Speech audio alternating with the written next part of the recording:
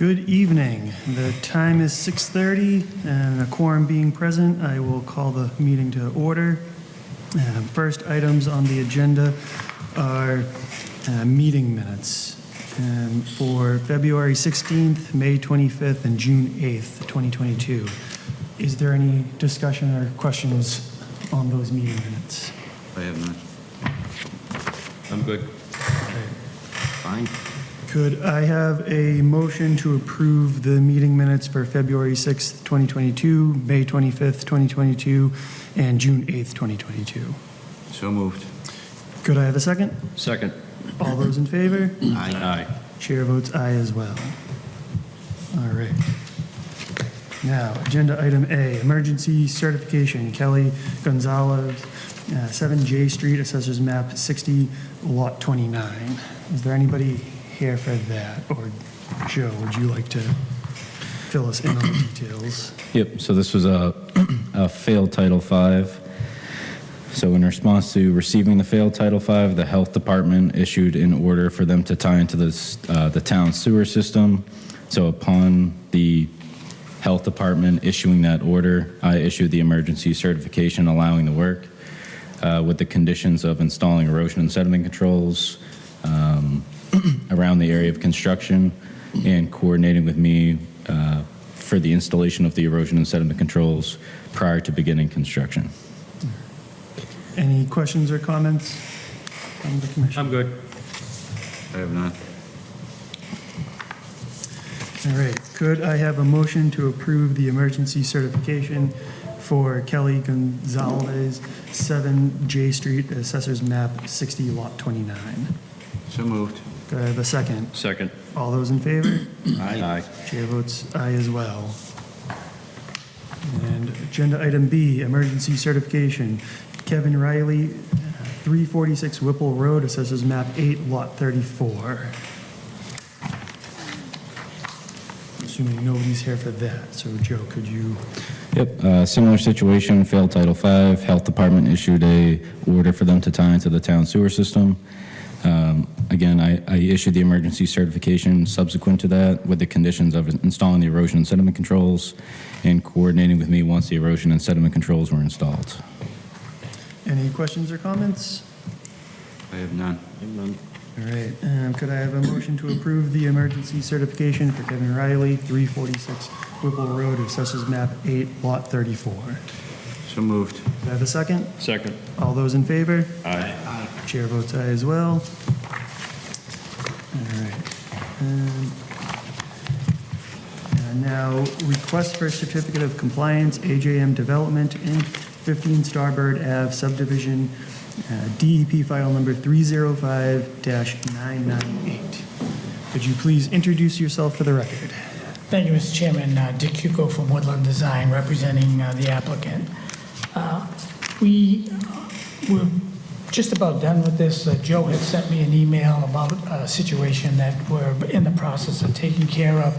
We actually thought we'd have our letter from DPW review prior to Monday, and we didn't get it yet. So I was going to call in and ask for a continuance, but I wanted to just make sure that we were okay with the deed for the open space. So for the commission, the deed was reviewed by town council, and so that's okay as far as town council goes. So that's prepared to be voted on for acceptance tonight.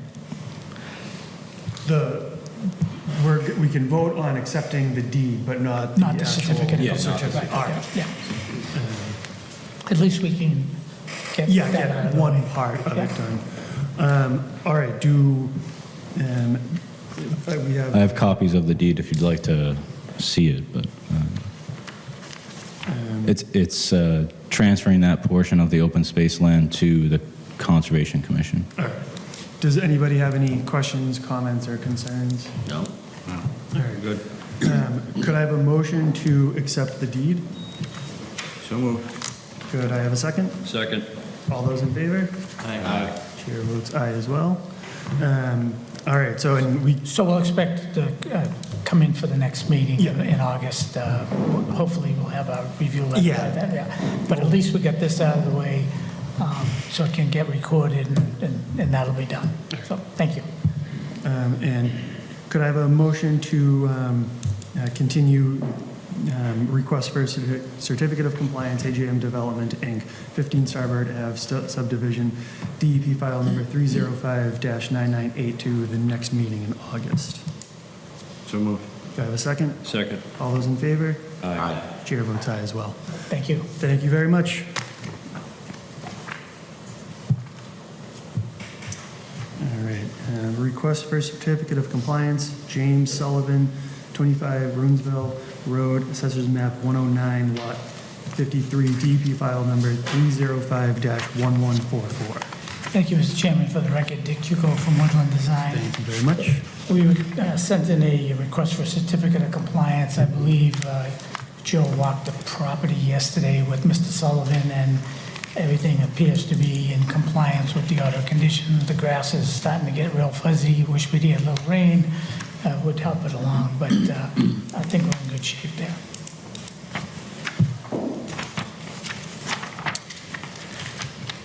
Any questions or comments?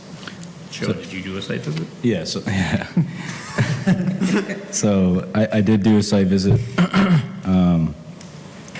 So the 5 signs are posted with our new signage, which is nice to see. The house is built where it is. I measured off the corner of the house. It's about 100 feet away from the wetlands there. The grass isn't grown in yet, so it'd still leave the erosion and sediment controls in, but it is seeded, so it's up to the commission if that's okay, allowing a certificate of compliance, assuming that the grass is going to grow, because it's still, exposed soil, but other than that, I had no issues. They've done work to put down seed and stuff? It is seeded. It's been Is it hot. getting watered? It was getting It's hot, very, very hot right now, so. Well, we're trying to get the homeowners in there tomorrow. So they're in a situation where they already lost their lock on their mortgage, and so through no fault of anybody's, but other than we couldn't get enough supplies in time for the closing. So that's why we're kind of anxious to get the certificate of compliance, because unlike a lot of lenders, this lender won't do it subject to. So. All right, I have no further questions if nobody else does. Could I have a motion? I'm assuming we're all okay with. I'm good. Yeah, he's done everything we asked him to do. Yeah. I don't have a problem. So could I have a motion to approve the request for certificate of compliance, James Sullivan, 25 Brownsville Road, Assessors Map 109, Lot 53, DB file number 305-1144. So moved. Could I have a second? Second. All those in favor? Aye. Chair votes aye as well. Thank you very much. Thank you. All right, this next one is a public hearing, request for determination of applicability, Nicholas Porges, 40 Bly Street, Assessors Map 91, Lot 44. Did I pronounce your name? Porges. Porges, all right. Do you have anything to present to the commission? No, I went through all the paperwork with Joe, so he knows the case well. All right. Joe, could you fill us in? Yep. So I visited the site in response to a building permit application being filed. It was being filed for an approximately 120 square foot gazebo. Upon arriving to the site, I identified that it was proposed to be built about 25 feet away from the nearest wetland. So the commission just needs to consider the proximity of the gazebo to the wetland, considering whether a gazebo is a accessory structure in the bylaw, which the bylaw does allow gazebos to be not be considered a structure within the no-build zone. So assuming that the commission, or if the commission issues a negative determination, I would recommend installing the erosion and sediment controls, such as a straw wattle or silt fence, or if you wanted to elaborate on what the disturbance is going to be like for the installation. So I'm thinking about, instead of putting concrete footings, they do have footing anchors, which is like a 24-inch auger that goes in the ground. They support about 1,000 pounds of up thrust. So if I have one on each corner of the gazebo, that's 4,000 pounds. That should survive about 100-mile-per-hour winds on the gazebo with my calculations. The gazebo will probably fall apart at that just because there are sheet metal screws in the roofing. I think the gazebo is rated from Costco at like 50 to 60 mile per hour winds, so that would be overkill. The nice thing with that, you're not digging or pulling up anything from the ground. It's just essentially hammered into the ground or screwed into the ground. All right. So the whole thing is in the no-build zone, it's not in, As is currently proposed on the plan, correct? Yeah, it's 25 feet away from the wetlands. My entire backyard is less than 100 feet from the wetlands. okay, so you got 25 feet, and now you're going to be into the 50-foot. Yes. So everything is in the 50-foot, there's Right. nothing in the 25-foot. No, everything's in the 50-foot. My Okay. entire backyard is, the wetlands is right on the other side of my fence, so it's pretty much, everything's the Okay. no-build zone, unfortunately. Any other questions or comments? So I just have a question for the commission. If it's a low disturbance impact like that, if it's necessary to still require the erosion and sediment controls? I would still put them in. What's that? I would still put them in. Okay. Are you comfortable with putting the erosion and sediment controls in and, I guess, contacting Joe before Yeah. any work is started? Yeah, I have everything, so it's just we can get together and talk about those, and just no issue. Shouldn't be hard. All right, in that case, could I, this is actually, I forgot about this. This is a public hearing, so I will open it up to the public if anybody wants to get up and speak on behalf of this gazebo. Not seeing anybody get up, could I have a motion to close the public hearing? So moved. Could I have a second? Second. All those in favor? Aye. Chair votes aye as well. All right, and could I have a motion for a negative determination of applicability for Nicholas Borges, 40 Bly Street, Assessors Map 91, Lot 44?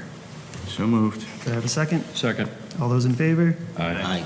Chair votes aye as well. right. Thank you very much. Thank you. All right.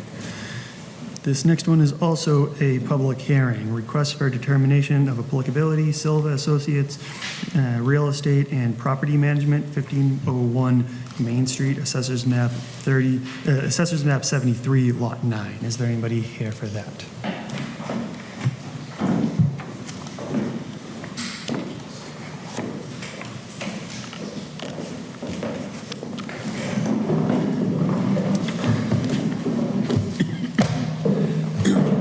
Introduce yourselves for the record, please.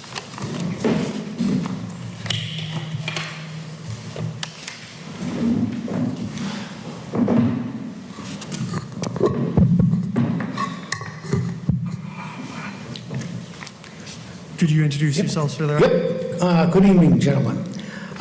Tony Polito with Silva Associates, Facilities Engineer and Project Manager. I'm Joe Silva from Silva Property Management. Thank you for having us here. David Caprio, 1501 Main Street, board member and condo owner. Dan Valencourt from Newport Construction, and me doing the work for Silver Associates. All right, thank you. The floor is yours. The scope of the work is, as we presented, parking lot 1501 Main Street, contractor, Dan, which is over there, supplement to all the regulations of the Conservation Commission around the border of the entire premises, details and so forth. So we notified all the abutters. And once if we get granted, we will move forward with the project. Everything will be accordingly, and we can let Dan speak on his scope of the work. Dan?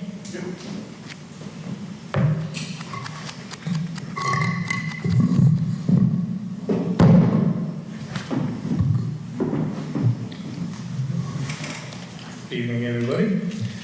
We are, how would you like me to start? Would you want to take it with what we're doing on the project, or we're going way too, okay. All right, we intend on reconstructing the existing footprint of the project. We have to address some ADA concerns throughout the project. There's some concrete repairs. And we are also, one of the questions is the straw wattle with the low-end perimeter along the grass areas. We are not disturbing anything more than a foot outside of where the existing asphalt berm is. That's just what we're reclaiming, regrading, and putting everything back in its same footprint.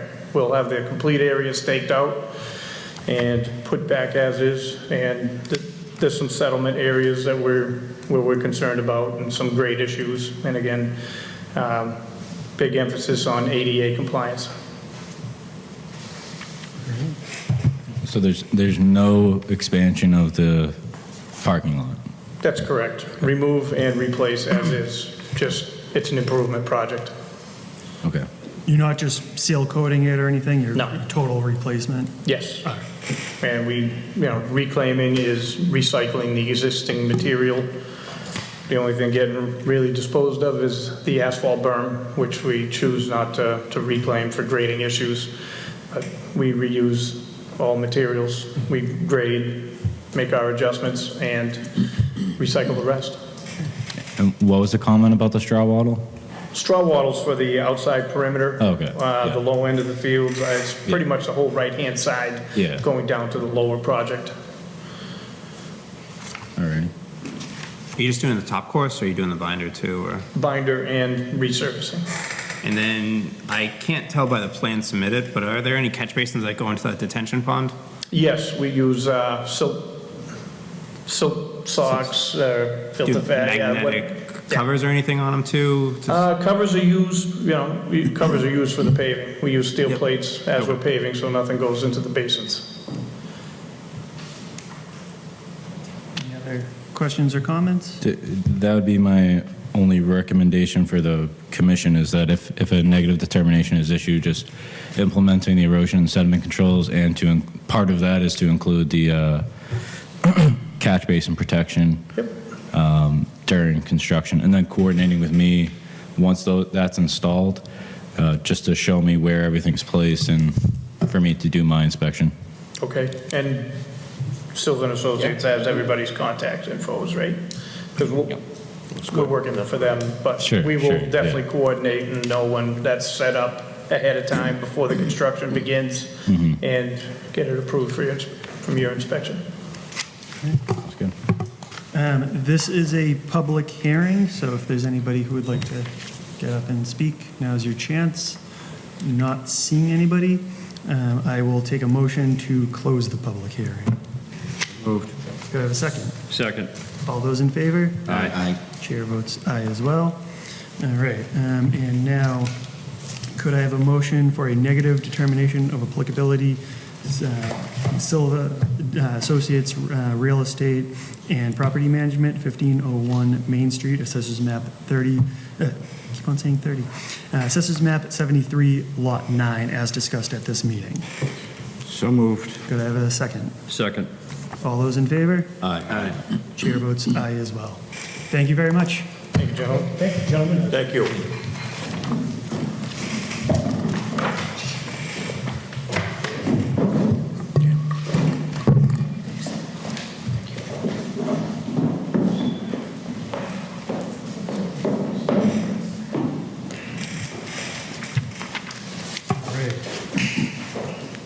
This next one is also a public hearing. Notice of intent, Karen Skinner Catrone, on behalf of homeowners, 765 Whipple Road, Assessors Map 31, Lot 57, DEP file number 305-1161. Is there anybody here for that? Nobody. Do you know if they were planning on? Yeah, I did notify them today just to remind them, because they've been trying to get onto this, get their project going, so. Wonder if they think it starts at 7. Whatever. Yeah. We can just table it. Yeah. All right, we'll table this to the end. Let me just make a note so we don't forget. All right. Now, H, public hearing, notice of intent, woodland design of 73 Emerald Court, Tewksbury, Mass., 40 Long Meadow Drive, DEP file number 305-1159. Good evening. Good evening.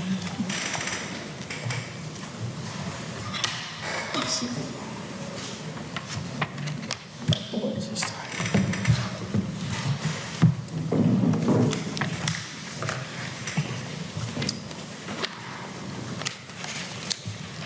Let's get started. For the record, Mr. Chairman, Dick Cuco from Woodland Design. Thank you. It's almost like you've been here before.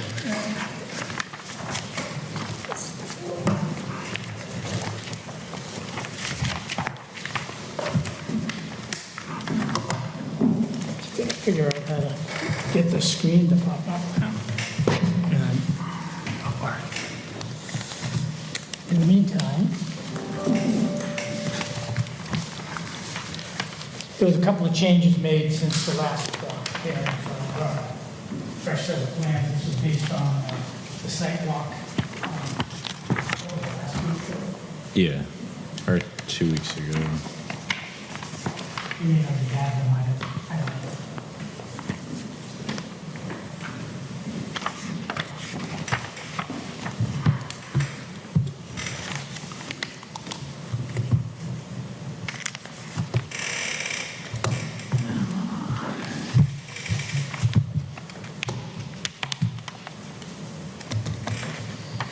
I can see it on my screen.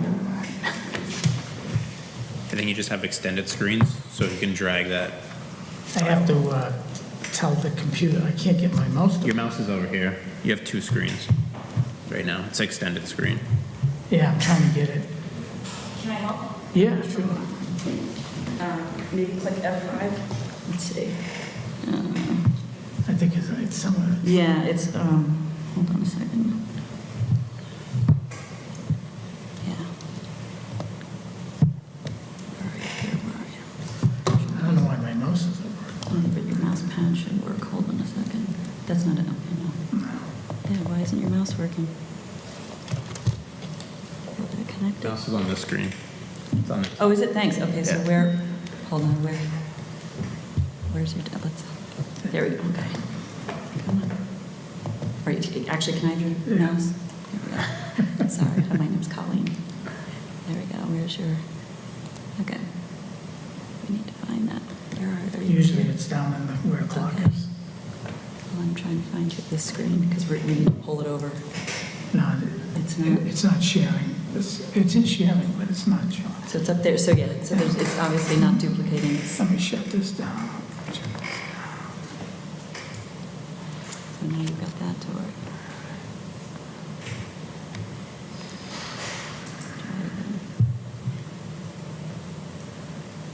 Unfortunately, don't know how to pull it over. I can't see it. Sorry. Oh, I appreciate your help. Anyway, Jason.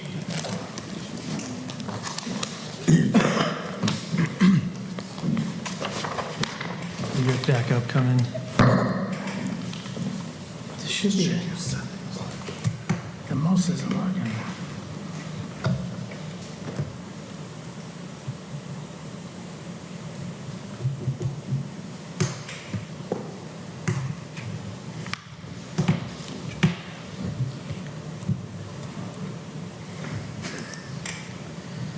Usually down over here is where you click on the sheet square, where the clock is there. Click on that.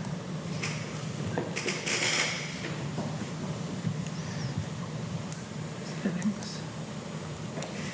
Yeah, it's down here somewhere.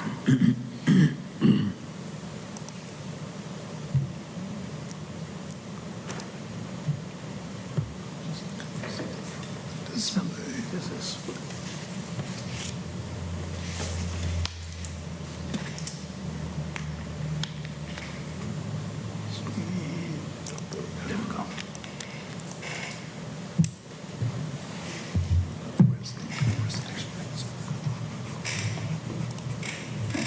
in there, but I can find them. I get them out of my email. There it goes. Right there's my, Is that it right there? well, I got it on my screen there. Yeah. There we go. Look at us. Ta-da. Thanks, Jason. Yep.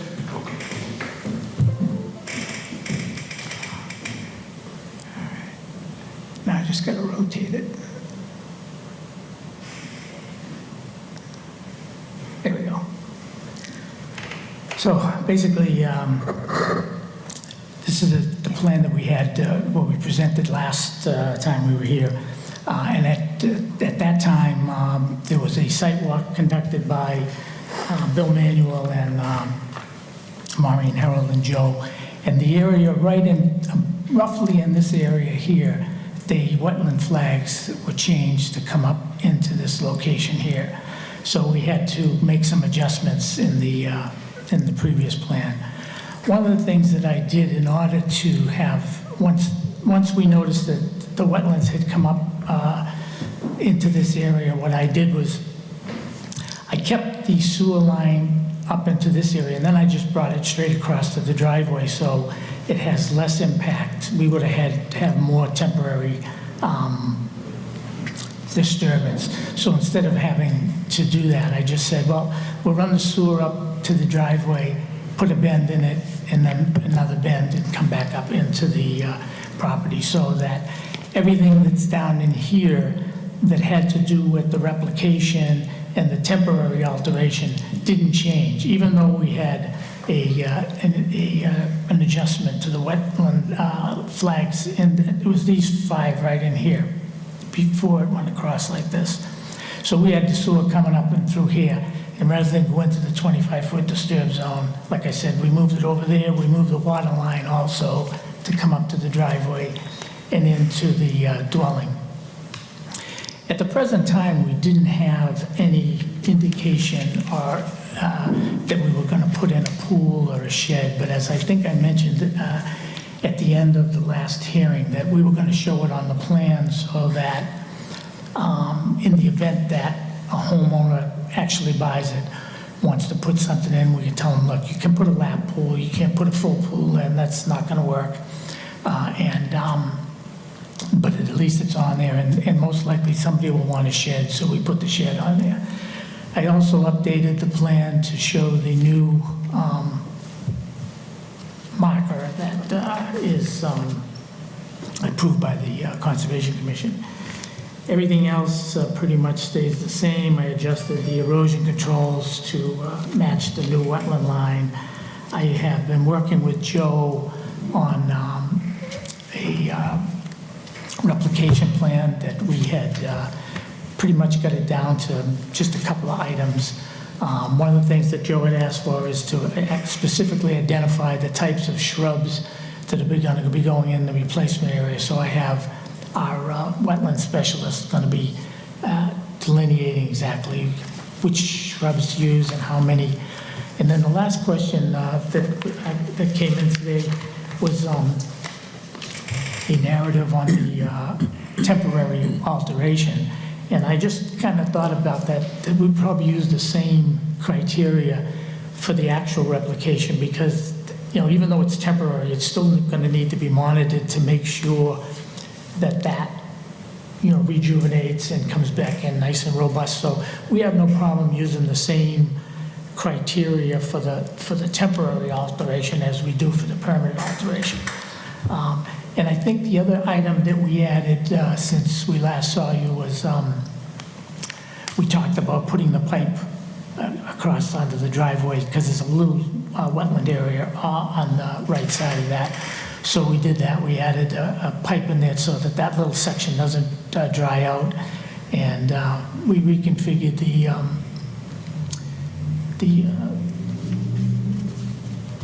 the rain gardens to keep them outside. There's one area that in here that you see highlighted in red. That's about 150 square feet of encroaching into the no disturb area. And we have plenty of land to replicate that or extend the no disturb area. And the reason for that is we're holding everything outside the no disturb area on the right-hand side. But when we shifted the sewer over, we get the driveway as narrow as we can have it. And so what I thought I'd do is just take that one little point out. We'll put the wetland markers straight through that area. And then we got 8 acres, so there's plenty of land to extend that no disturb zone. But I thought that the trade-off of not having to run that sewer all the way up through and having double the temporary alteration was probably worth asking for that minor encroachment.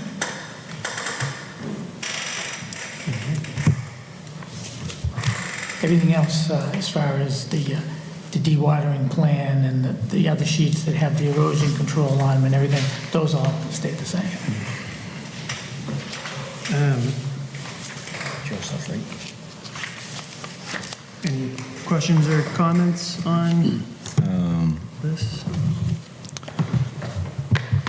So we did the site walk with Maureen of Norse and Bill Manuel of Wetland and Land Management. So Dick is correct that the wetlands do extend up into the north towards the house there. And Bill Manuel provided his letter confirming that the wetlands on the revised plan as shown is accurate. I received a updated wetland replication plan, which I think is mostly good as far as providing appropriate language for soil amendments and construction management, and the general idea of seeding and planting and monitoring. Like Dick said, there's just a few details just to mull over, such as specifying the shrubs that will be placed in the replication area, in addition to some other minor things. I was going to ask about the 25-foot no disturb zone, whether that could just not be encroached in at all, but it seems like you addressed that right there, and if the commission is okay with granting that waiver.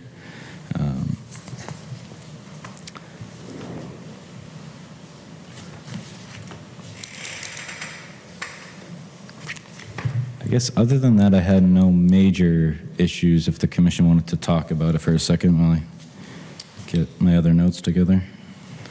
Two minor comments. The legend is backwards for the 25 and 50 foot.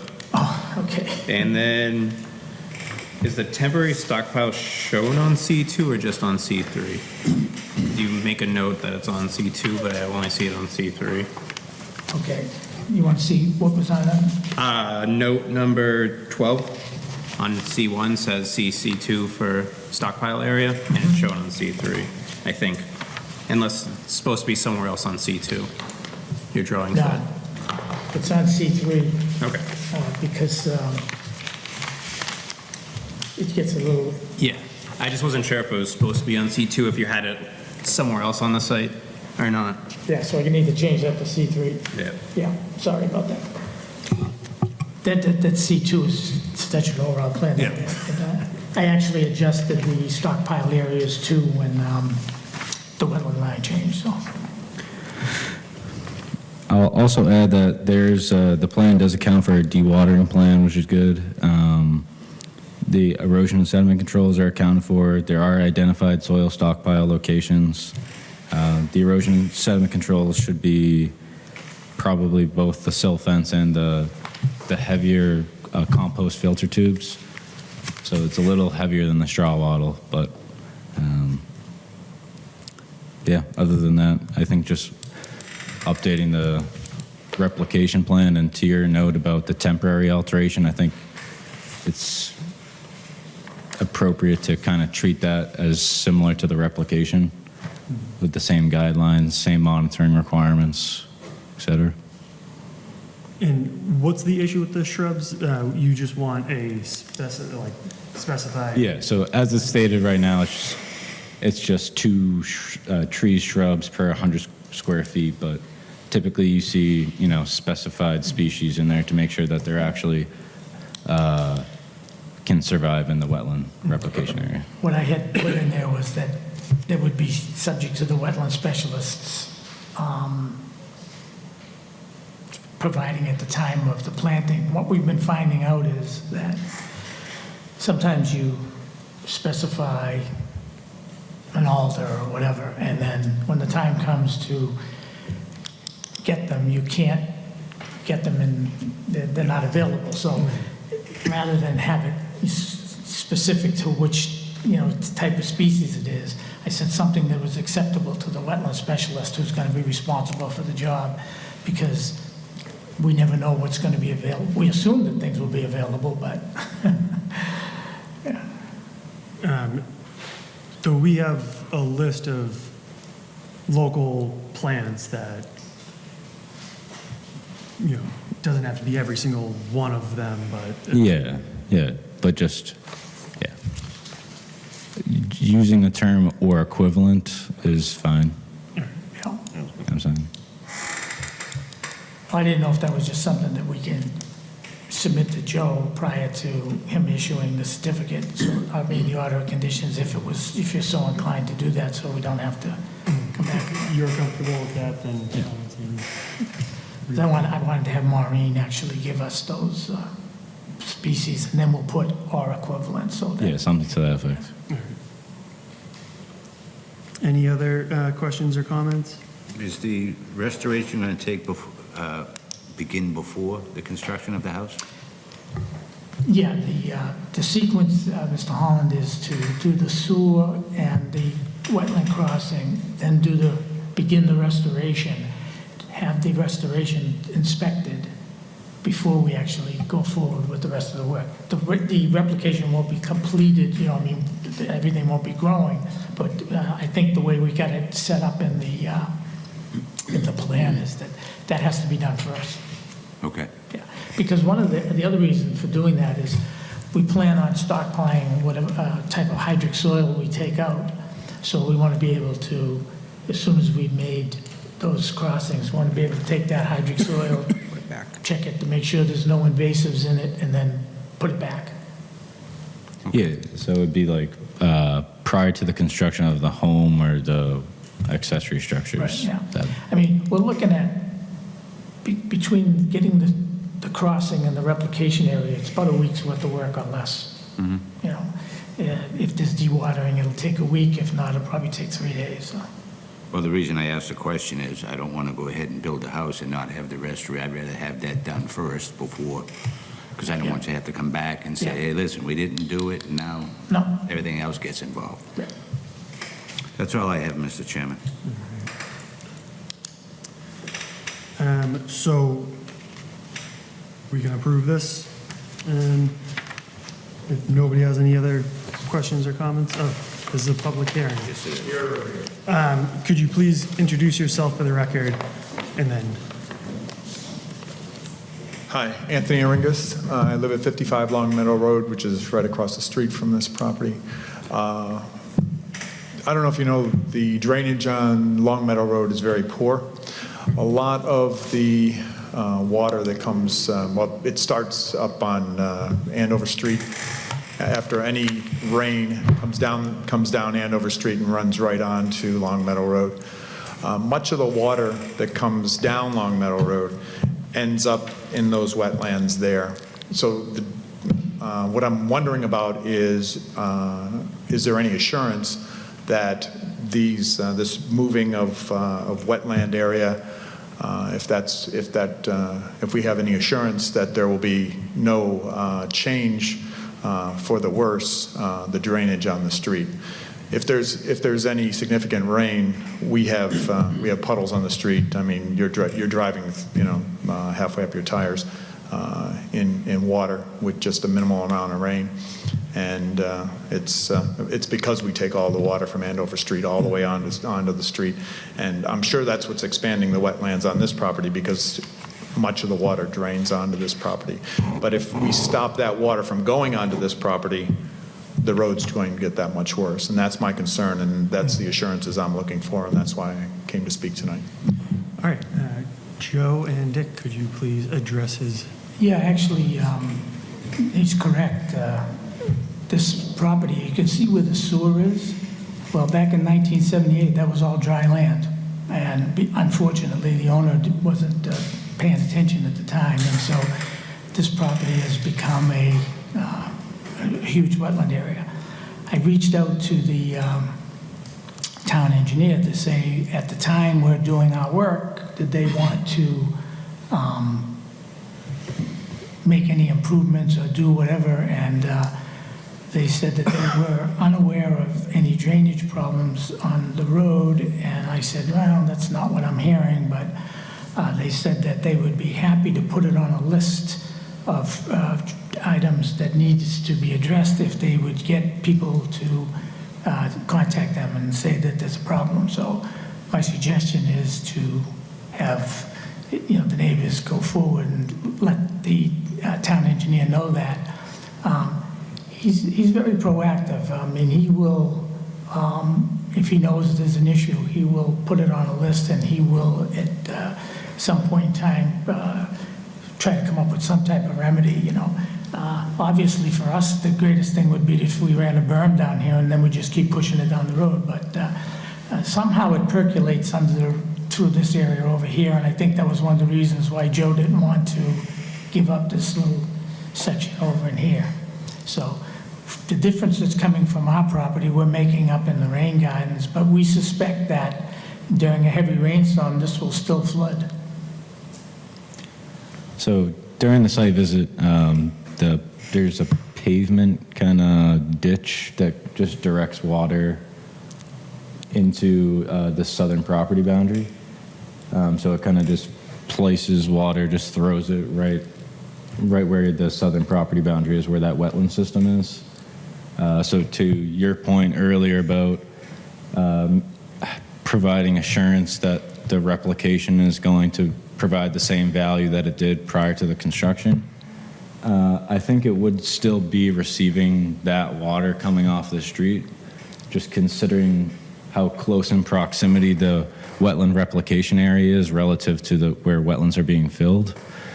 In addition, assuming that everything is constructed appropriately, they're providing more wetlands than what's being filled, so it might help, hopefully.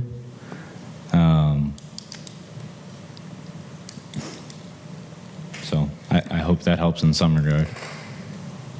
Well, I appreciate Joe's comment.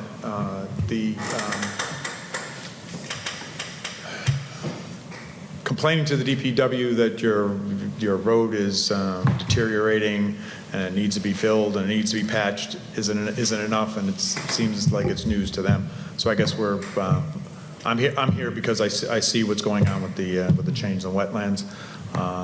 If there's no change to the amount of water based on that, I have no issue with it. But thank you for pointing us to the right direction. We should be going to the town engineer, not just the DPW, to fix the problems. But I think the town also has a current thing going with, I saw it somewhere, flooded streets and stuff, you're supposed to report them. It was on the Tewksbury Patch or the Carnation or one of those, where you could send in your request, and then they analyze what the criteria is, because I sent one in, and they've already taken care of it. Yeah. And it was a minor adjustment. They just had to put a berm around a corner, and it took care of everything. But Kevin is pretty good at responding to your requests. I think this would be a high priority too because of the MS4. We've got all this silt coming down the road, washing into the wetlands. So if there was an area that, let's say there were 5 or 6 other areas in town, this one I think would have a higher priority based on MS4. So it's up to the commission to either continue it until all the minor details are finalized, or I think we should continue it till everything's finalized. Is there any review the town or Kevin's doing for the drainage issues on the street going onto the property? Or has the town already done, engineering already done their review of this? Now, the biggest thing is because I had to check with them first to make sure that we were going to be able to tie in. That sewer stub was put in the 70s, and it's, you know, that is a major sewer line. It's like, I don't know, 6 or 8 feet. I did not want to tap into it. I don't think they would allow me. So, and that's why, you know, I mean, I would have preferred not to have the temporary alteration, but they do not want us to tap into it either. So I had said to him, all right, well, do you want to meet out there and we can talk about some of the drainage issues? And he said, no, he said, we're not aware of any, but if it comes to our attention, we'll be, you know, put it on our list. Basically, this property is acting as a catch-all for all of Andover Street, as the gentleman said, you know, so it seems as though a drainage project is in order for that. At least if they intercepted it on Andover Street and kept it coming further down an outlet on 133, that would probably cut this in half at least. How deep is the sewer line? I'm just wondering in terms of whether that's going to be an issue, like if you're making these, the basin. Our stub is only down like 3.5 feet. Okay. Yeah. It's about 5 feet down. The sewer line's down like 8 or 10 feet, but the stub comes up on the chimney, so it's, oh yeah, no. When I do my tie-in, I only have to get down about 3 feet.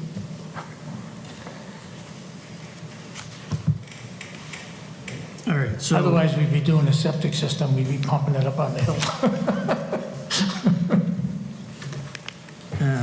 So we can continue until we get everything else resolved. I would continue it because the restoration plan is a draft, Yeah, you know. It's, Yeah, just maybe 2 paragraphs got to be tweaked up. Not a problem, Mr. Holland. If you're not comfortable, we'll come back. that would be my suggestion, that I agree with that, unless there's huge opposition to that. All right, and it seems like the town engineer is already aware, at least partially, of this situation, but might not be aware of the resident concerns throughout Long Meadow. Is it worth it to bring this to his attention just so we can, he might say, you know, he's more informed than us, he might say, you know, it's already on the list or whatever it might be. We can at least get his input, however, you know, much that would be. Sorry if I could add, as the gentleman mentioned, the silt that's coming down the street, all of the road waste and all of that is getting dumped into these wetlands. So I would think it would then become a Conservation Commission request not to have all that water or road waste and all of that going in there. So I would think that might prod the town engineer. In addition to, I'll get the rest of the neighbors who all are concerned about this, but that might help as well. And the reason that, because so much water's been coming down there over the years, there never was a wetland in there, and the edge of the roadway eroded. If there had been a berm there, I wouldn't be here. One quick question. Have you inspected the stub of the sewer to make sure it's in adequate shape before you tie into it? Have you done any TV inspections or anything? So you don't have to go back into this area afterwards? No, because it's in the wetlands, so I don't want to go in there and dig without an order of conditions. So. Could you go upstream from the sewer manhole on the street and inspect that way? No, because it's a chimney tie-in. So. Yeah, okay. Yeah, I'm pretty sure. I'm not sure if those manhole covers are bolted on or not. I'd imagine. It's a 48-inch main. Yeah. Oh yeah. You could drive a Volkswagen through it. The ones in Lowell are important.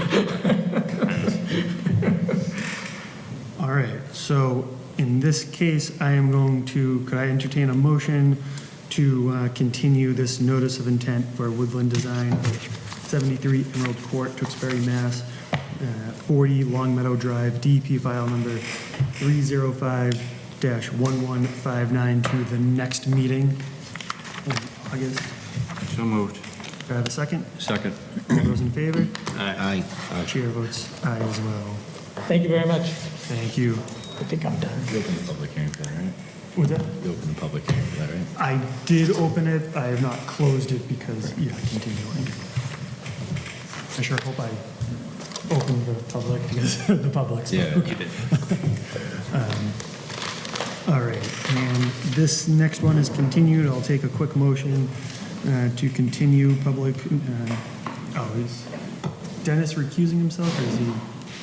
No, I think he went to the bathroom. All right. But let's continue. We Yeah. have 4 of us here, so. Could I have a motion to continue this public hearing, notice of intent, Goddard Consulting LLC, on behalf of Rhino Capital Advisors LLC, 30 Commerce Way, Assessors Map 23, Lot 18 and 19, DP file number 305-1162, to the next meeting? It's August 17th, I think. Is that August the next 7th. meeting? Yeah, 17th. Okay. So moved. Do I have a second? Second. All those in favor? Aye. Chair votes aye as well. We'll take a quick break.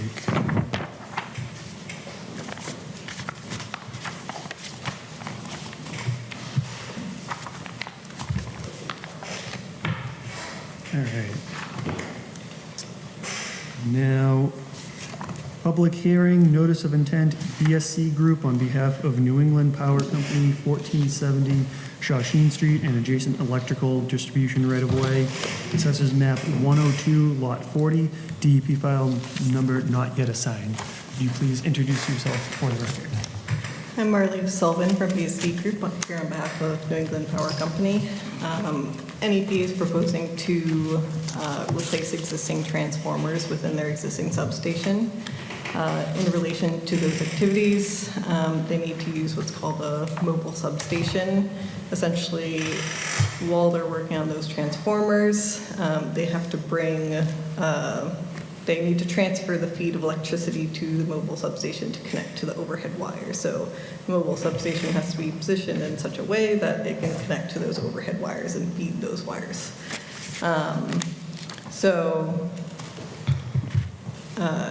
In addition to the work within the substation, there are also some other redevelopment activities, including some grounding wire installation, replacement of the existing fencing to meet current security standards, and the installation of a firewall that will be positioned between the 2 transformers as a safety measure.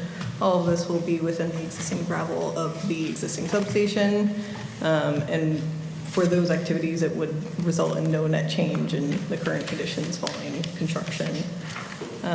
For the work within the adjacent transmission line right-of-way, this area has previously been disturbed and developed through other projects throughout the previous years. So it's really gravel and compact grade material that's just revegetated over time. So they essentially would just be making it a little bit more level and graveling that material to create a safe and level platform for that mobile substation.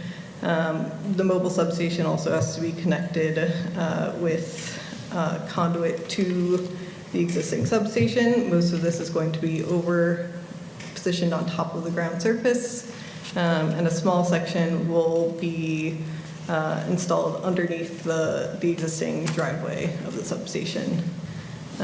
Outside of that graveled area, there would be one new structure which would be shorter than the existing overhead wires. These structures essentially facilitate the connections of the mobile substation to the overhead wires to direct that feed. Following construction, it's proposed that the graveled area would remain, and the 2 structures would also remain, and the existing fencing would remain. The mobile substation wouldn't be needed anymore, so it's basically positioned on a trailer, so it just needs to be hitched up and driven away after it's disconnected. The intent for leaving the gravel area with the fencing around it would facilitate future maintenance work within the substation. So if they need to take out those transformers again, they need something else to feed that, so then they could move that, a future mobile substation in, and then connect it up to those structures and allow them to do the work. It could be a maintenance activity. It could also be an emergency repair activity that could require that. The work surface for the new structure outside of the graveled area would just be temporary and would be restored following construction. And adjacent to that area, we have noted on our plans location for temporary stockpiling and a dewatering location. All of this is within the 100-foot buffer zone. No works proposed within the wetlands, but there's also graveling within the 25-foot no disturb zone and the 50-foot no build zone. The portion that's within the 25-foot no disturb zone is pretty small. Does anybody have any questions? What was that? Anybody have any questions? I think I'm all set to, open it up to the rest of the commission. And Joseph. So my question is, for dewatering, is that part of the project for like the trenching for the underground conduit, or? So essentially anything that would require excavation, so doing the excavation for the transformer replacement, the installation of the firewall, the 2 new structures, and potentially the small piece of underground conduit that goes underneath the existing paved driveway. Those could require dewatering. It could be dependent on the season. Okay. The area has pretty shallow groundwater, so it's anticipated that it would be needed. That's why we kind of planned a location ahead of time, because we think it's very likely that dewatering would be necessary. Sediment controls would be installed around the down gradient portion of the dewatering area, and dewatering BMPs would be used as necessary. It's usually dependent on how much water you're dewatering, what type of sediment you might see in the water that you're dewatering, what kind of dewatering BMPs that you would use. Okay. So yeah, I just wasn't sure if excavation was proposed like within the gravel pad area or the temporary gravel pad area, but it sounds like they're just They can leveling pump it it off. to the location that we have to take down plans. Okay. If it's a little bit too far, what they could do is they could pump into a water truck and then just drive it over and dewater, but there would definitely be no dewatering into a wetland directly. National That's Grid good. has very specific BMPs that they use for their work. And there's certain protocols that are put in place for determining where to put your dewatering methods and what sort of sediment controls and BMPs are used in that course. But generally, you would want it in a location that's already vegetated and you have sufficient room to put down gradient sediment control. So the area that we show here is basically as far away from the wetlands as we can situate it without being in a location that's going to be disturbed, because you don't want to dewater on an exposed surface. So the area is relatively flat.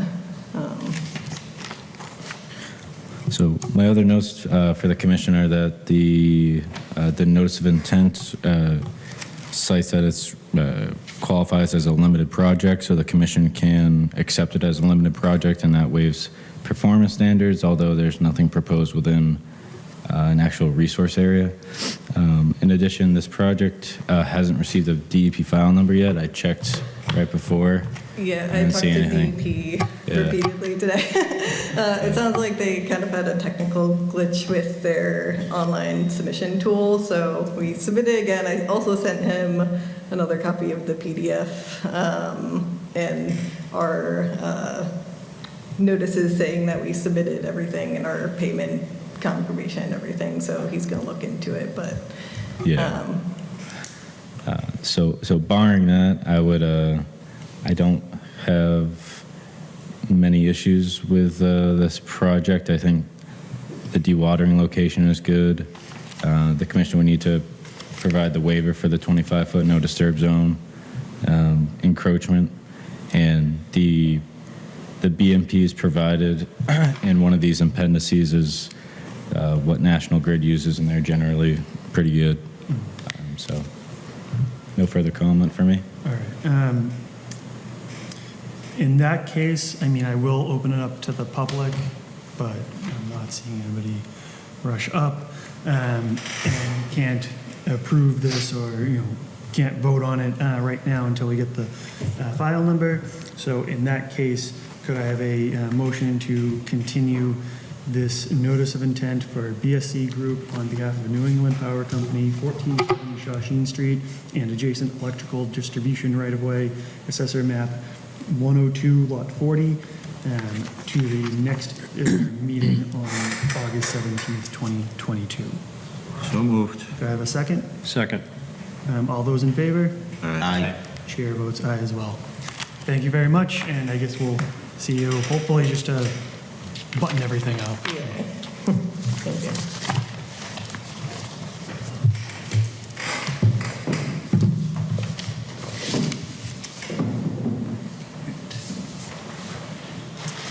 And now, public hearing, request to amend an order of conditions, Civil Design Consultants, Inc., on behalf of East Street, Tewksbury, LLC, 1023 and 1029 East Street, Assessors Map 103, Lot 80 and 129 respectively. DEP file number 305-1132. Is there anybody here for that? No? Just gonna excuse myself briefly. Just go to the bathroom. All right.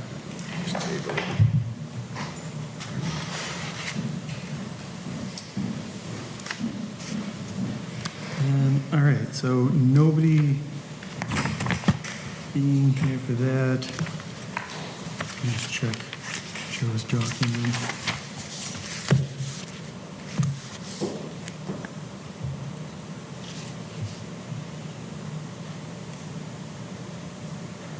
All right. Let's continue this hearing, but in the meantime, is there any questions or comments on this? He's here right now. Oh, Perfect timing. perfect timing. You Yeah. were- oh. Looked in, I thought it was like 10th on the agenda.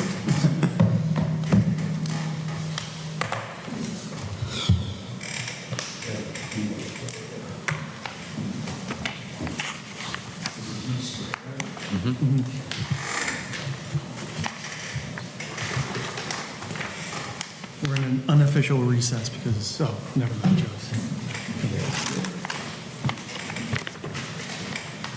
Thank you.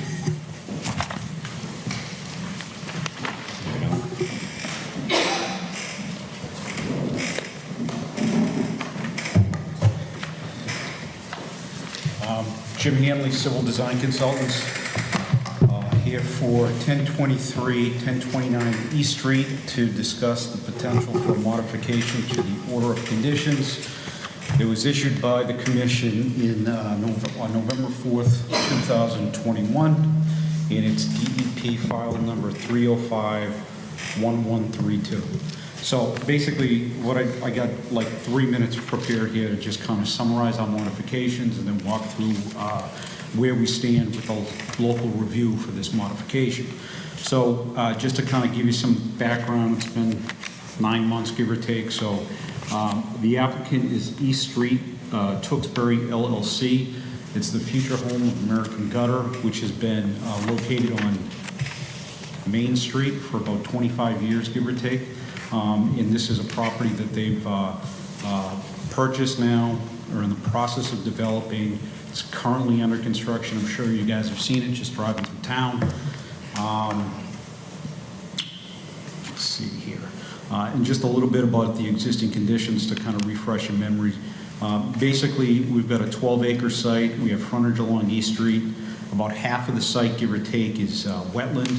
It's actually, a portion of it is actually within an AUL, which means that there's some level of contamination in the soils, which has some development restrictions on that portion of the site. what we're proposing to do, and I have 4 sheets in front of you here tonight, and it's probably just easier to kind of walk through these. The first 2 sheets are the plans that were approved by Planning Board and by the Conservation Commission for the original approval. And this is essentially what the current approved project looks like. 131 parking spaces you see on the first page of the handout. Then on the second page, you see that the yellow portion is pervious pavement. So when we designed this 18 months ago, give or take, it was a bit of a different world relative to pricing of materials and construction. We had limited opportunity to address stormwater and still meet the client's desire for the number of parking spaces that he wanted. So the alternative that we came up with was pervious pavement in these areas, and it met or exceeded all the DEPs and the local stormwater regulations and resulted in less flow off-site, essentially. Since that time, prices have risen, and we're trying to adjust to try to address that. We had a comment from, we kind of had an 11th hour comment from the town asking us to dig a little bit deeper under the pervious pavement that results in some additional costs associated with that. So between that additional condition that kind of came in right before we got approval and just generally the inflation relative to construction, we just needed to take a fresh look at this. So what we were asked to do a couple of months ago is design a system that would comply with the regulations, understanding that he would lose parking. So he had put a value on the parking before, and that's changed now because of the current cost. So on sheet C3 here, this is the proposed revision that's in front of you. You can see in the top left-hand corner of the page, we've eliminated one of the 3 access drives, and we've reduced the total parking on site by approximately 34 spaces. So we've gone from 131, I think it was, to 97 parking spaces. And if you flip one more time, that will show you what we have been able to achieve with this. So this is the current site plan that we'd ask that you consider tonight. Essentially, where that parking is lost and the additional access drive is lost, we have a conventional stormwater basin. It's an infiltration basin that complies with DEP's regs as well as the town's regs. Nothing as far as the location or size or utility servicing the proposed building have changed at all. That was one of the design constraints that we had because when they came to us, the building foundation was already in the ground. So we're trying to design around that. So you can see I have a note here, parking lot raised to swale. So basically the whole thing just sheets off. And this is the portion of the site that is within the AUL that we have limited ability to manipulate the subsoil. It drains into a drainage swale, which discharges into an infiltration basin. The infiltration basin mitigates the additional impervious flow on the site. And so at the end of the day, to summarize the revisions, we have it ends up being about 7/10 of 30,000 square feet less impervious surface, 34 less parking spaces. We reduce the driveways from 3 to 1. We completely eliminate the pervious pavement. We add that infiltration basin, which again complies with the local and state regs. And there's no change to the building size or location or building utility services. So we submitted this on June 24th to Planning Board, June 29th to Conservation. Today we're in front of you for our request for consideration for a modification. And then we go on Monday for a non-substantial change to Planning Board. I haven't received any comments from the town as of right now. Obviously, I anticipate it, and we would do whatever we can to address those comments. The one thing I'd just kind of leave you with before I wrap up is that we do have an active construction site in the middle of the construction season. There's obviously some additional time considerations on our end to try to get this through as efficiently as we can. So with that, I'd like to request consideration for this modification. All right, any questions or comments from the commission? Joe, do you have any? So are you leaving your snow storage right where it was, or are you just going to use the base? Oh, no, yeah, no, we're not going to use the base. So we actually have, I don't see the snow storage on the new plan. it's not on the 11 by 17, but it's on the plan set that we provided. I see it on C3. Yeah, it's shown on On C3. C3, I see proposed snow storage. There's 2 locations. Thank you. So essentially, we looked at the same, Oh, okay. There's a couple of different places. All right. we looked at the same ratio that was required for the permit, and we kept that ratio based on how much pavement we currently have or proposing. Okay. So basically, removing a parking lot At the end of the and day. an access. Yeah, yeah. And I think in general, it's better design. We do have the AUL there. The infiltration basin's located completely outside of it now, so we don't have any considerations as far as how far down we dig in that area. So my comment to the commission is that this is the detention basin and the stormwater is being directed into a jurisdictional area.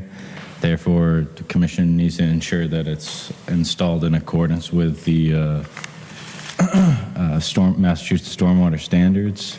And so right now we rely off of our engineering division to provide that assurance. And as the applicant has stated, we haven't received any comment yet, so I would just take that into consideration for making your determination. All right, any other questions or comments?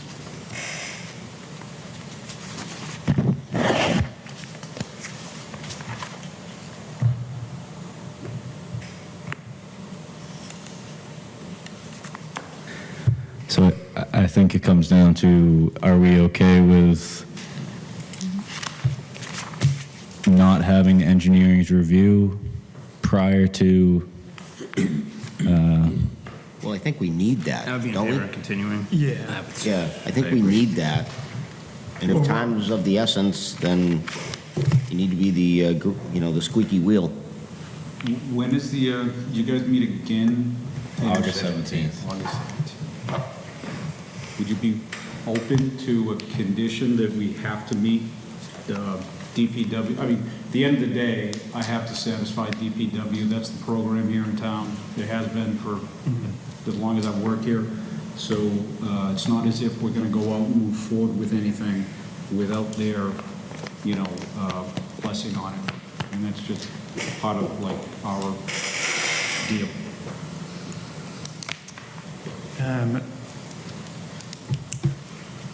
I'm wondering how quickly the town engineer would look at this and So- either approve or, give us feedback on what needs to change.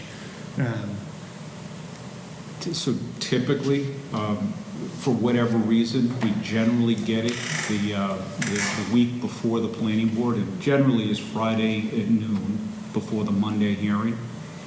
So I haven't heard from DPW, I haven't talked to them.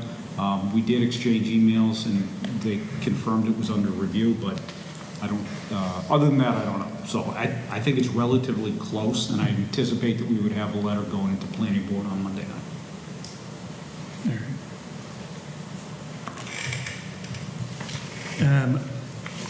I'm in favor of continuing until we got everything. How does everybody else feel about that? I guess on your end, the question would be, how does this affect workflow if we continue until August for your current construction? 'Cause you say it's under construction right now. I'm just curious about the impact and the burden it would have on the contractor. Well, that's 30 days out, But there's other work to be done on the site. There is. I have to get real feedback. We basically tapped the grades probably 60 or 90 days ago, right, to give us a chance to design this, then 30 days since we submitted it kind of thing. So I can't quantify what that impact is, but I know they're pretty hot at trying to get it.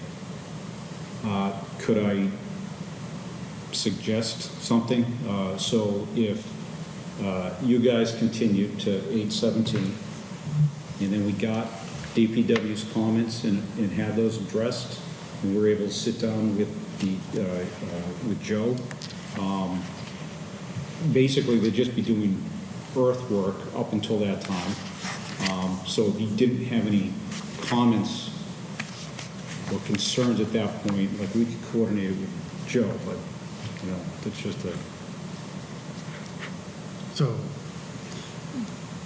it would be back to approval with the condition that engineering is Yeah. set with everything? Well, I guess I was thinking that, like, the contractor would move forward under his own risk at that point, right? So, like, we're not doing anything until we get that clean letter, but that might be Friday, right? And if it's not, then we're gonna have a round of revisions, and it's not gonna really impact the schedule too much if we kick it to 8/17. But there might be a month in there that we could actually save. That's, I guess, what I'm trying to get. You know.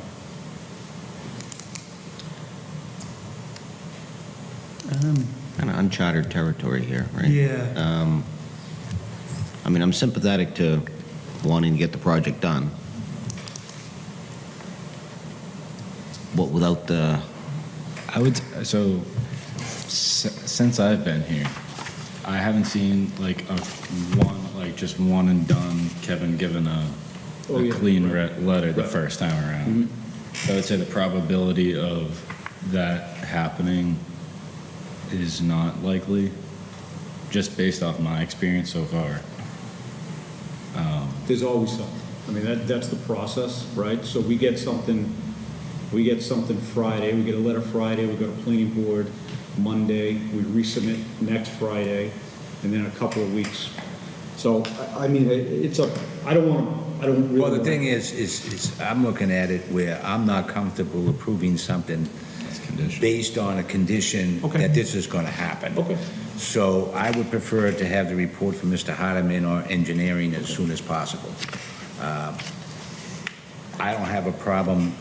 It's not a public hearing. If you guys want to meet earlier or something, or post something, or whatever you have to do.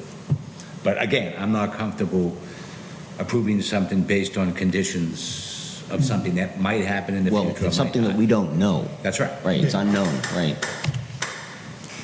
You know what, I think that's fair. We have an order of conditions in place. We can still do site work on portions of the site, right? So if it takes to the 17th to come back and clean everything up, they can still do some stuff. They can't do everything. I think that's reasonable. We can deal with that. All right. In that case, this is a public hearing, so I will open it up to the public, and they will have the chance to comment on this later. But until then, could I have a motion to continue this request to amend in order of conditions for civil design consultants on behalf of E Street, Tewksbury, LLC, 1023 and 1029 E Street, Assessors Map 103, Lot 80 and 129 respectively, DP file number 305-1132. So moved. Do I have a second? Second. All those in favor? Aye. Chair votes aye as well. Thank you. 8/17, that's the date? 8/17. Yeah, okay.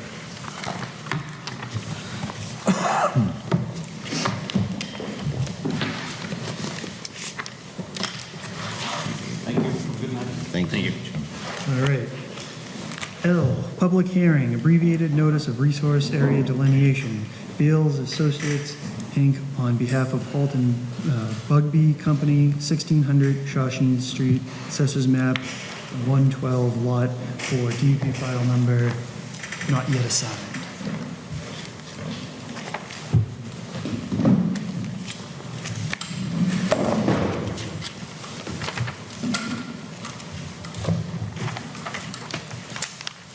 So I'm going to set up some boards. Where would you like me to place them? Could you do them kind of behind that table? Over here? Does that go to over there? It's fine with me.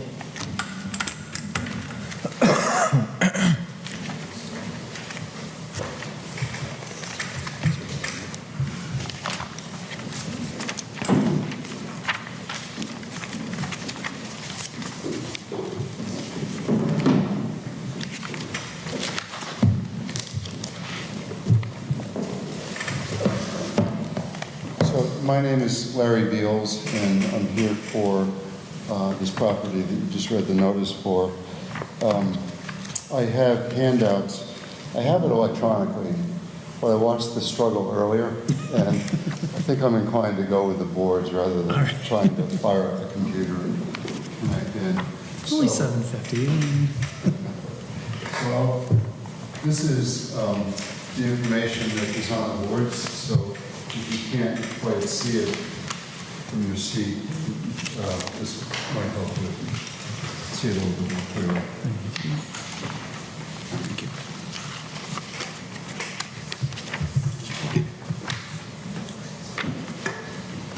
I have a couple extra ones.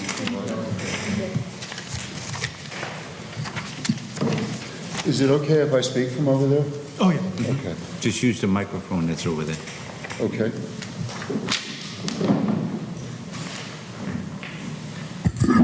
The podium one can, On the, Oh.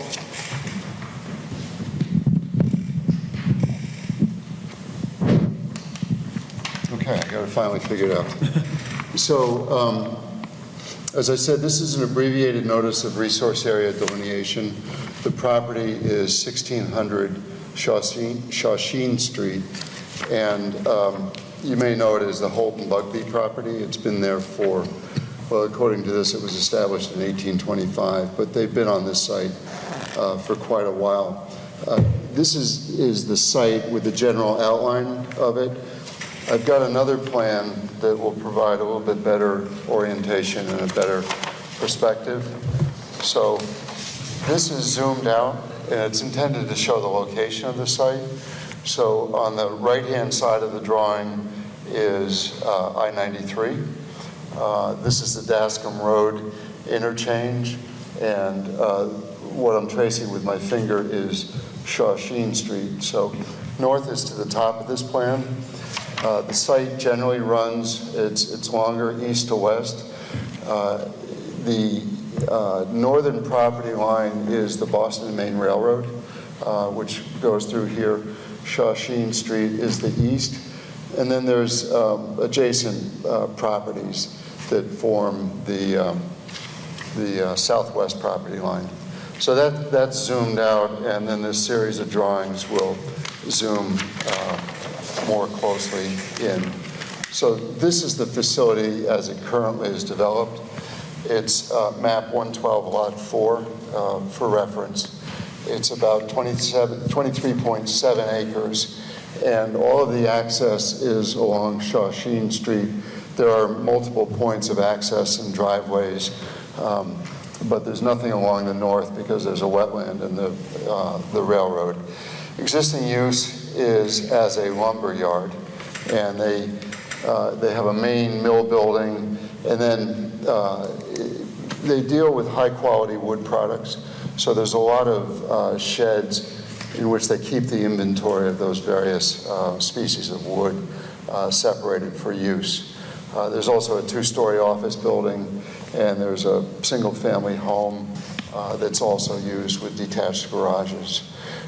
Most of the site is developed, quite a bit of impervious area for parking and loading, and we recently mapped the wetlands out there, hung the flags, located them by field survey, and I'll show you where those flags are located.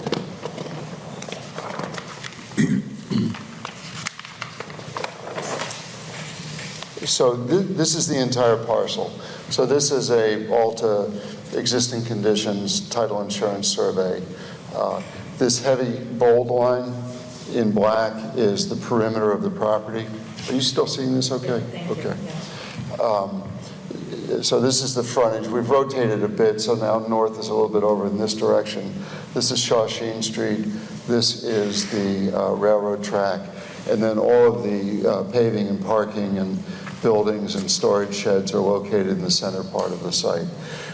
We really have 2 wetland systems.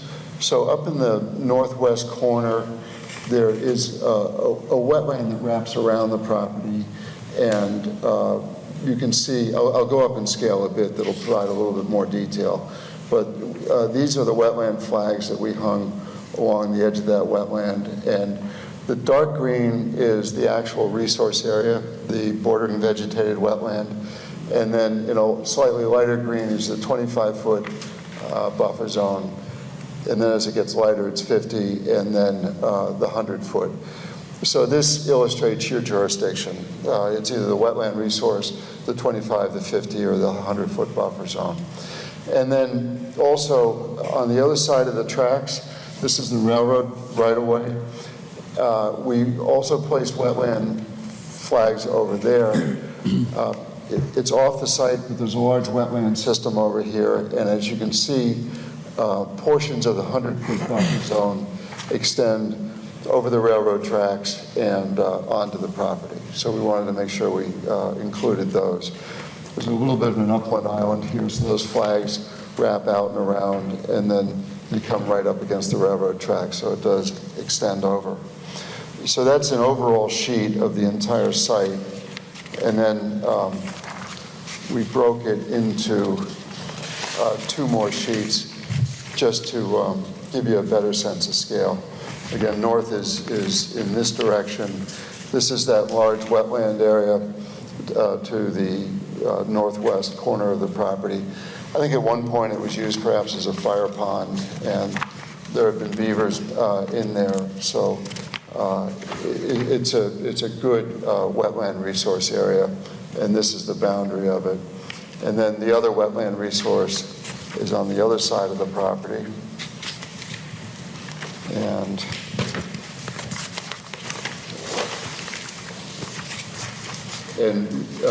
these are the wetland flags, the railroad right-of-way. And as you can see, there are small areas where that buffer zone actually extends onto the property. And then just to a couple of whenever we map these wetlands, well, when we map the wetlands, we look at it based on hydrology, plants, and soils. So I think that's critical because it gives you a much better defensible boundary. So we auger our way along that wetland boundary. We classify the plants, and obviously we've got the hydrology, so they are wetlands. But you can see, this is a photo of the site in 1995, and really not much has changed. The railroads are still there. All the mill buildings and storage buildings are around.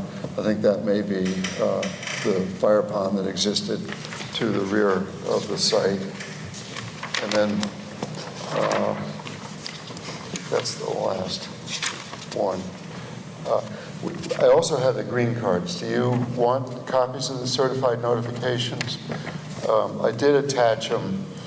So we sent out notice to all the abutters. We got the return receipts. They're in the, I think it's on the very last page of that handout that I gave you, documenting that we did it. I have the originals if you want them. It's our responsibility to notify everybody. A lot of commissions ask us for those cards, but if you don't want them, we'll just hang on to them. Yeah, if you have the originals. Okay, you want them? Okay.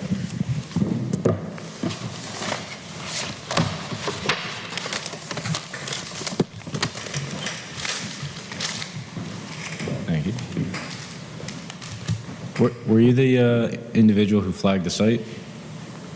Excuse me? Were you the individual who flagged the site? Part of it. Oh, okay. It was a collaboration between David Burke, I don't know if you know David, and I. David is a guy I've worked with for probably 30 or 40 years, and he's pretty knowledgeable. I learn something new every day. I go out with him. He is very experienced. I have a little bit of experience myself. You just want to use the microphone as well, sorry. Let me just get one this, and then I'll go back to the microphone. Yep. Put this back.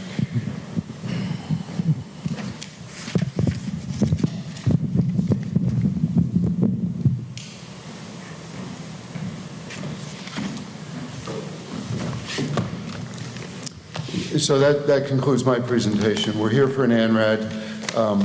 We just want to verify make sure we understand where the wetlands are, and that's what we want to accomplish. All right. Any questions from the commission or Joseph? Do you have This entire lot is zone commercial, correct? Yes. Okay. I haven't been able to go out to the site yet, so I haven't been able to actually view the wetland flags. And also for the commission, this doesn't have the DEP file number. So I guess, although I'll see it during a site visit, like, is it an obvious, break and slope type of thing, or is it a transitional boundary for the wetland systems? It depends on where you are. Okay. It's a pretty well-defined boundary. The flags are fairly visible. If you have that plan or the other enlarged one, you'll be able to find them. When was the delineation done? May 8th. Okay. So we were in the growing season, but it hadn't overgrown. There's if you get into that northwest corner, there's a lot of Phragmites. I'm happy to join you if I can help. I won't try to persuade you one way or the other, but at least I know where the flags are. Sure.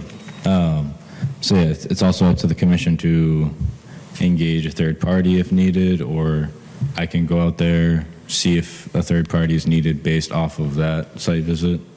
So that's entirely up to the commission. It does look like a large site, but I would take your opinion and have you visit the site before we determine whether or not we need a third party. I agree. And we can't approve anything tonight anyways without the DEP number. Right. Along the railroad tracks, it's all toe slope, because that railroad probably ran through the wetlands, so at the edge of the railroad. So that's pretty easy.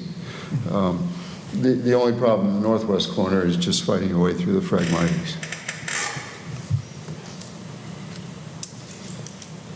All right. Any other questions, comments? Can you just give me a second? Yeah. All right. I'm going to prepare it. I will open up the public hearing. Please, you just have to introduce yourself, and then you can ask whatever question you want. The floor is yours. My name is Mark Souza. I live at 1523 Shawsheen Street. I guess a few of the questions I have here, I understand this is to just delineate where that wetlands is. Why is the first question. Why are we doing that now? This property's been there in this site map, the way it's been I was born in that house in 1968. So I've seen what's happened historically on that property from that point on. So why are we having this delineation of wetlands now, which I would have thought that would have been done quite some time ago? I would assume that the intention of that is to expand structures or what may be done on that property. So that's kind of my concern with what's going on here. You may not be able to answer that, but I want to have a better understanding. That's.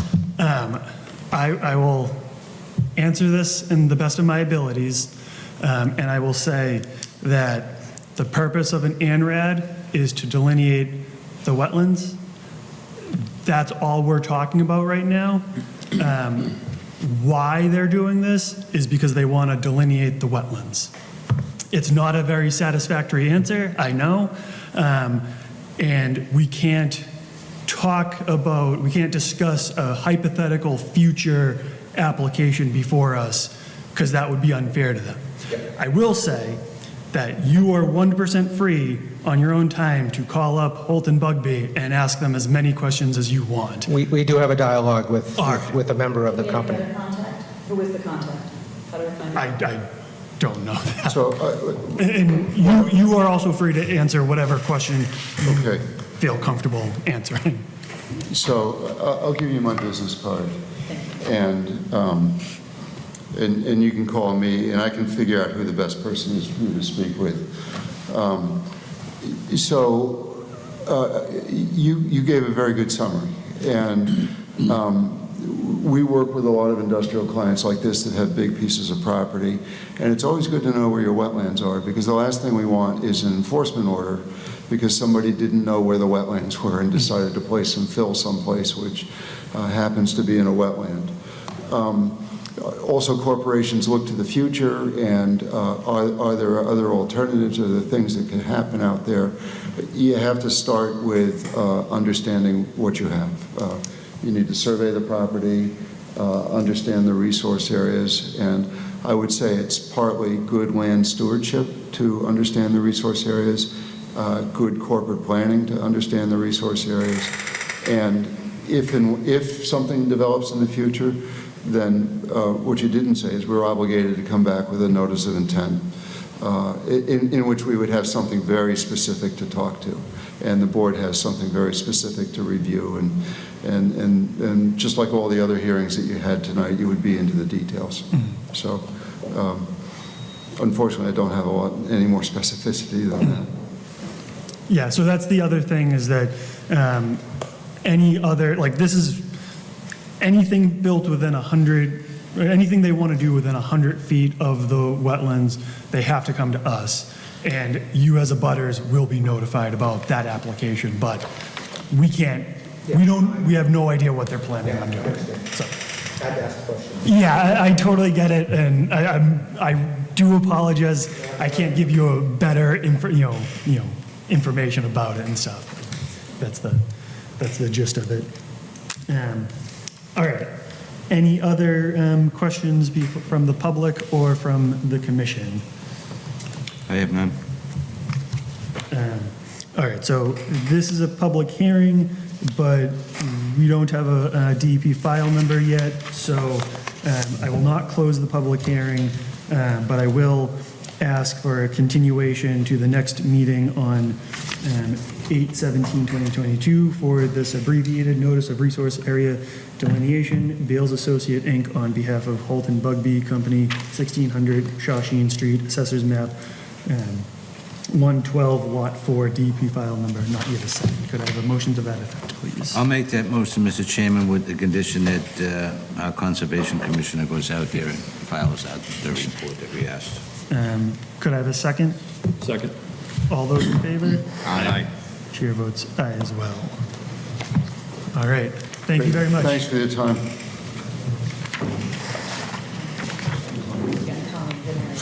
Yes. Thank you. That's very nice to meet you. Appreciate it. Sure, I'll give you a call. Yeah, I'll try. Torrential rain. There's no trees around there. Okay, so this one is... I was out today mapping wetlands, and it was brutal. Thanks for your time. Thank you. All right, these next two have been continued. We still have item G here that we tabled, Yeah, so I assume we continue? yes, let's, here's G. Could I have a motion to continue this notice of intent, Karen Skinner Catroni, on behalf of homeowners, 765 Whipple Road, Assessors Map 31, Lot 57, DP file number 305-1161, to the next meeting? So moved. Do I have a second? Second. All those in favor? Aye. Chair votes aye as well. Right now. All right, could I have a motion to continue the public hearing, notice of intent, civil design consultants on behalf of Barney Martell, 70 Fraser Lane, Assessors Map 25, Lot 86, DC file number 305-1158 to the next meeting? So moved. Do I have a second? Second. All those in favor? Aye. Chair votes aye as well. Could I have a motion to continue the notice of intent, civil design consultants on behalf of Barney Martell, Fraser Lane paving project, DEP file number 305-1157 to the next meeting? So moved. Could I have a second? Second. All those in favor? Aye. Chair votes aye as well. All right, and now we have emergency wetland protection funds. Joe, could you fill us in on that course? Yep, so it's approximately $700, and it's a 40-hour course. It's trains you on the U.S. Army Corps of Engineer delineation method, so it's like the course to take for delineating wetlands. So I thought it was a reasonable price for 40 hours. So it'd be like once a week, every week for 5 weeks in September. Get a certification at the end? Or can you delineate wetlands? Do we need third parties to come in now, or are you capable of doing that for instances like the case we just had?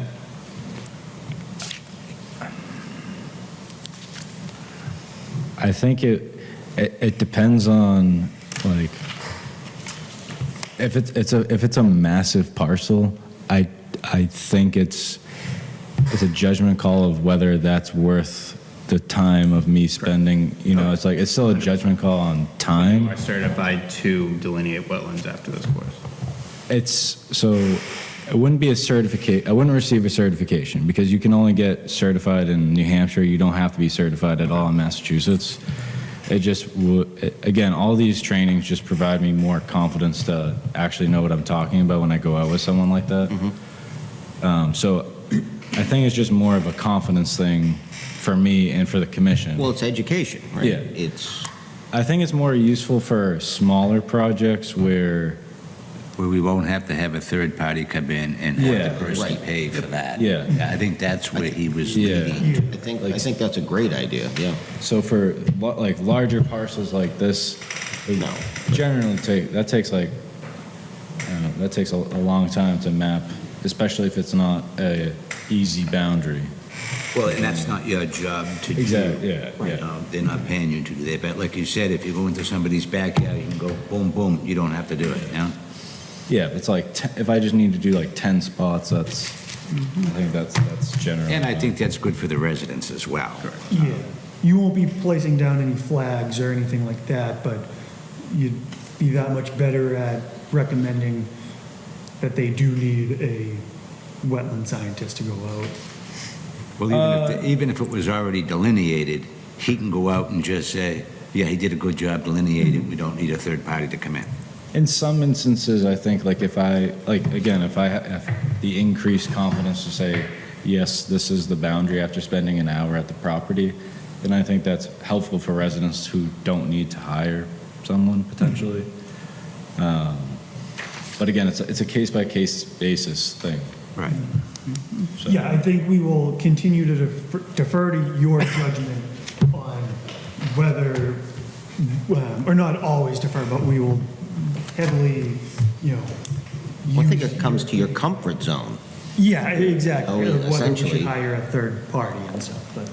Yeah, and again, it's like there's also like a lot of paperwork, administrative stuff that some weeks I can't be out there providing that service for everybody. So I think, again, case by case basis. All right, so I think it's very reasonable. Would anybody like to make a motion to allocate $700 or more from the wetlands protection funds for this purpose? So moved. Do I have a second? Second. All those in favor? Aye.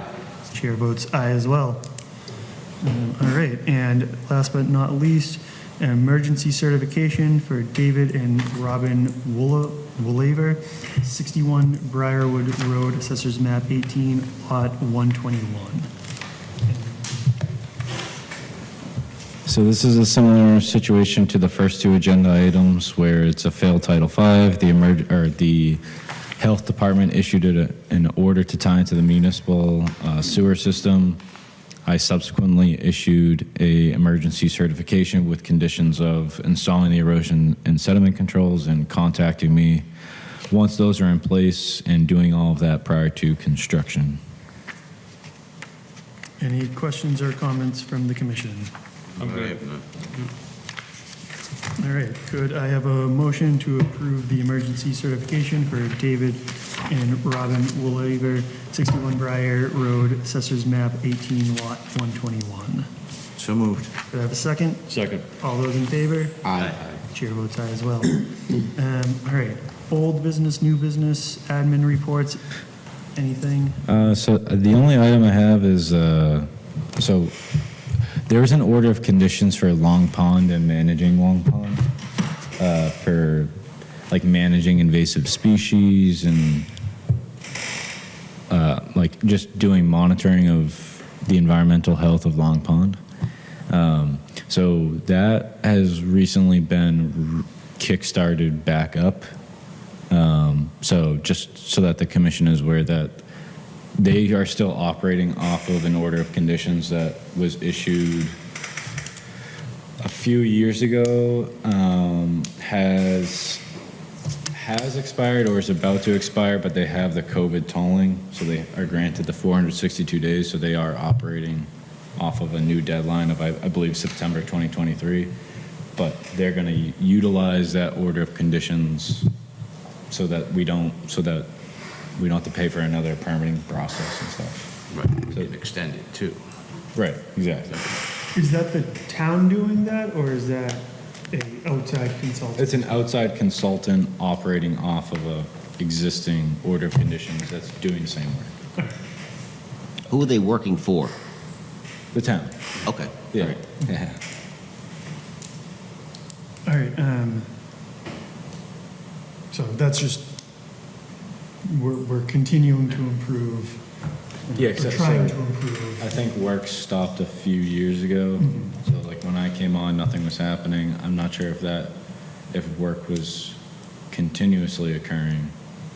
So I think there was, we're just kickstarting that back up.